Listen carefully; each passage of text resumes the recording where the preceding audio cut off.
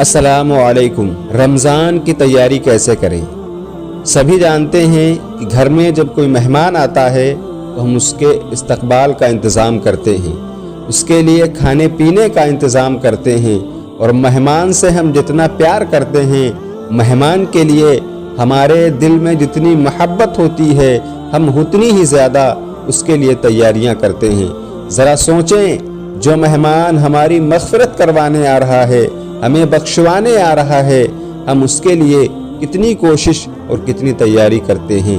اس بات سے رمضان کی اہمیت اور اس کی فضیلت کا پتہ چلتا ہے کہ اللہ کے حبیب صلی اللہ تعالیٰ علیہ وسلم ارشاد فرماتے ہیں کہ میری امت کو اگر پتہ ہوتا کہ رمضان کی فضیلت کیا ہے، اس کی اہمیت کیا ہے، تو وہ تمنا کرتے کہ پورا کا پورا سال رمضان ہو۔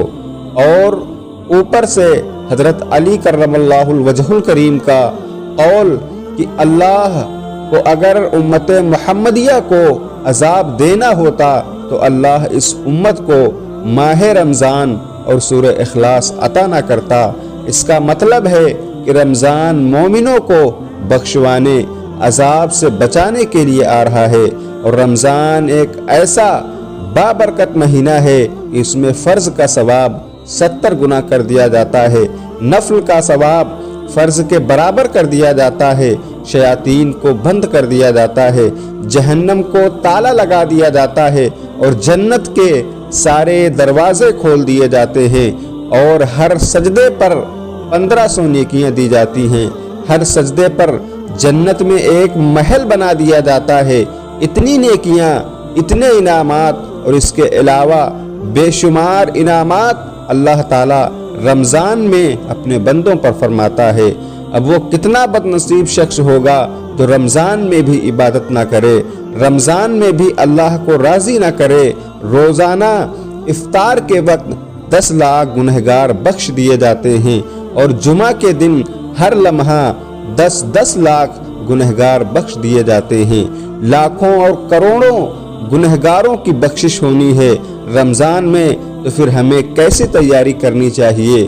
اور ایک بات یہ کہ ہمیں رمضان میں نیکیاں کرنی ہیں، دوسری بات رمضان میں گناہوں سے بھی بچنا ہے۔ شیاطین ضرور بند ہیں، شیاطین ضرور قید ہیں، لیکن ہمارے ساتھ ہماری عادتیں لگی ہوئی ہیں، گناہ کرنے کی عادتیں، گناہ دیکھنے کی عادتیں، گناہ بولنے کی عادتیں، گناہ سننے کی عادتیں۔ یہ جو عادتیں ہیں، ایسا تو ہے نہیں کہ جیسے رمضان کا چاند نظر آئے گا ساری عادتیں ختم ہو جائیں گی۔ یہ ساری عادتیں ہمارے ساتھ چل رہی ہوتی ہیں۔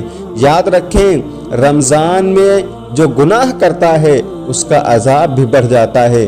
رمضان میں کوئی گناہ کرے وہ ایسا ہی ہے جیسے کوئی مسجد کے اندر آ کر گناہ کرے۔ اگر کوئی شخص مسجد کے اندر گناہ کرے تو لوگ کہیں گے یار خدا کا خوف کرو، مسجد کے اندر ایسا نہ کرو۔ کوئی مکہ شریف کے اندر، کوئی کعبے کے اندر گناہ کرے تو اس کا عذاب کتنا شدید ہوگا۔ ایک حضرت مولا علی نے ایک قبر والے کا حال دیکھا کہ اس پر عذاب ہو رہا ہے، وہ چلانے لگا، اے علی میری مدد فرمائیں، اللہ کی بارگاہ میں میری سفارش کیجئے۔ حضرت علی رضی اللہ تعالی عنہ نے ہاتھ اٹھائے اور دعا کرنے لگے، اے اللہ، اے میرے مولا اسے بخش دے۔ ارشاد ہوا، اے علی اس کی سفارش نہ کرو۔ عرض کی مولا اس کی وجہ کیا ہے؟ ارشاد فرمایا کہ رمضان کے روزے تو رکھتا تھا لیکن رات گناہوں سے باز نہیں آتا تھا۔ روزے رکھ کر گناہ کرنے والے کو اتنا عذاب، تو ذرا سوچو جو رمضان میں روزے ہی نہ رکھے اور گناہ بھی کرے ان پر کتنا بڑا عذاب ہوگا۔ اللہ تبارک و تعالیٰ سے دعا ہے کہ مولا ہم سب کو رمضان کے روزے رکھنے کی توفیق عطا فرمائے، رمضان میں گناہوں سے بچنے کی توفیق عطا فرمائے، اور ہم سب کو نیک اعمال کرنے کی توفیق عطا فرمائے۔ آمین۔